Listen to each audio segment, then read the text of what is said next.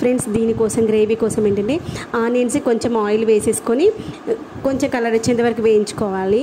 తర్వాత కొన్ని ధనియాలు, కొన్ని ఎండు కొబ్బరి, కొంచెం లవంగాలు ఇవి తీసుకొని వేయించుకొని వీటిని పేస్ట్ అయితే చేసుకోవాలి. పేస్ట్ చేసి పక్కన పెట్టేసుకొని ముందుగా మనకి ఎన్ని ఆమ్లెట్లు కావాలి అనేటువంటిది ఆమ్లెట్లు అయితే వేసుకోవాలి. ఆమ్లెట్లు వేసుకోవడం ఏంటంటే కొంచెం చిన్న చిన్న బుజ్జి ఆమ్లెట్స్లా వేసుకోవాలి, స్ప్రెడ్గా వేయొద్దు.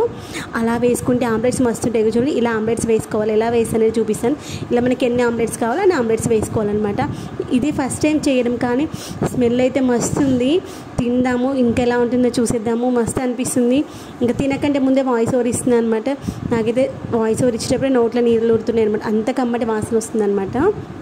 ముందుగా ఇలా ఒక గిన్నెలో కానీ కళాయిలో కానీ చిన్న చిన్న ఆమ్లెట్స్ బౌల్స్ దగ్గర దాంట్లో నా దగ్గర చిన్న ఆమ్లెట్ ఉంది అనమాట, నాన్ స్టిక్ వద్దనేసి ఇలా దీంట్లోనే వేసిన ఈ మధ్యలో ఆమ్లెట్లు వేసినా కానీ ఈ యొక్క బుజ్జి కడాయిలోనే ఆయిల్ వేసిన తర్వాత ఎగ్ వేయాలి.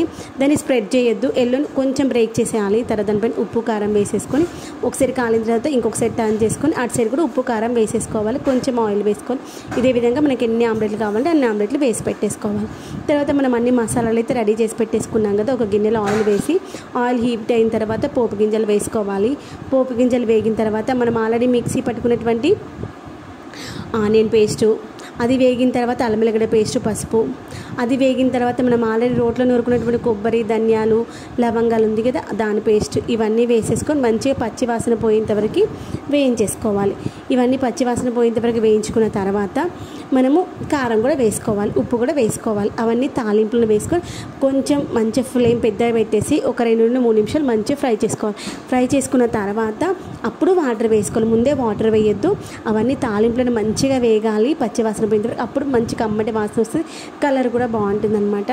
తర్వాత మనకు వాటర్ కన్సిస్టెన్సీ ఎంత కావాలో అంత వాటర్ వేసుకొని వాటర్ మరిగిన తర్వాత దాంట్లో కొంచెం అల్లం వెల్లిగడ్డ పేస్ట్, కొంచెం ధనియా పౌడర్ వేసేసుకొని తర్వాత మనం ఆల్రెడీ తయారు చేసుకున్న ఆమ్లెట్స్ ఉన్నాయి కదా ఆమ్లెట్స్ కూడా వేసుకొని ఒక 5 నిమిషాలు కొత్తిమీర వేసుకొని సిమ్లో పెట్టేసుకొని ఉడికించుకోవాలి. అంతే ఆమ్లెట్స్తో ఎగ్ కర్రీ అయితే రెడీ అయిపోయింది. దీన్ని మనం అన్నంతో కానీ చపాతీతో కానీ దేంతో తిన్నా బాగుంటుంది. అన్నంతో కావాలంటే కొంచెం గ్రేవీ లాగా చేసుకోవచ్చు, చపాతీతో అంటే కొంచెం గట్టిగా చేసుకోవచ్చు. చాలా బాగుంటుంది. నచ్చిందా అయితే లైక్ చేయండి, షేర్ చేయండి, సబ్స్క్రైబ్ చేయండి.